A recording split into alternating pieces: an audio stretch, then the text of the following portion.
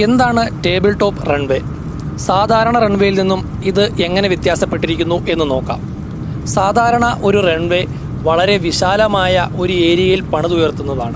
എന്നാൽ table top runway ഒരു കുന്നിൻ്റെയൊക്കെ മുകളിൽ പണിയുന്നവയാണ്. അതായത് സ്ഥല പരിമിതികൾ കൊണ്ട് നിർമ്മിക്കുന്നവയാണ് എന്നർത്ഥം. അതുപോലെ തന്നെ ഈ റൺവേയ്ക്ക് വളരെയധികം അപകടങ്ങളുമുണ്ട്. കാരണം എന്തെന്നാൽ ഈ റൺവേയുടെ വശങ്ങൾ വളരെയധികം കിടങ്ങുകളോ കുഴികളോ നിറഞ്ഞതായിരിക്കും. കാണുവാൻ വളരെ ഭംഗിയുള്ളവയാണ് ടേബിൾ ടോപ്പ് റൺവേ.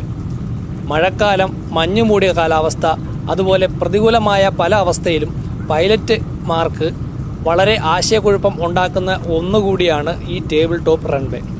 മംഗലാപുരത്തും കരിപ്പൂരിലും ആണ് ഇപ്പോൾ ടേബിൾ ടോപ്പ് റൺവേ ഉള്ളത്. മംഗലാപുരത്ത് 2010 ഈ റൺവേയിൽ ഒരു അപകടമുണ്ടായി. 158ഓളം ആൾക്കാർ മരിച്ചത് നമുക്ക് ഓർമ്മയുണ്ട്. ടേബിൾ ടോപ്പ് റൺവേയുടെ നീളവും വീതിയും മനസ്സിലാക്കുന്നതിൽ പൈലറ്റിനുണ്ടാക്കുന്ന പ്രശ്നവും മഞ്ഞുമൂടിയ കാലാവസ്ഥയിൽ അത് തിരിച്ചറിയാനുള്ള ബുദ്ധിമുട്ടുമാണ് ഈ അപകടത്തിന് പ്രഥമ കാരണങ്ങൾ. പ്രതികൂല കാലാവസ്ഥയിൽ റൺവേ തിരിച്ചറിയാൻ കഴിയാതെ വരികയോ നിയന്ത്രണം വിടുകയോ ചെയ്തു കഴിഞ്ഞാൽ റൺവേയിലെ വശങ്ങളിലോട്ട് പതിച്ച് അപകടമുണ്ടാവും.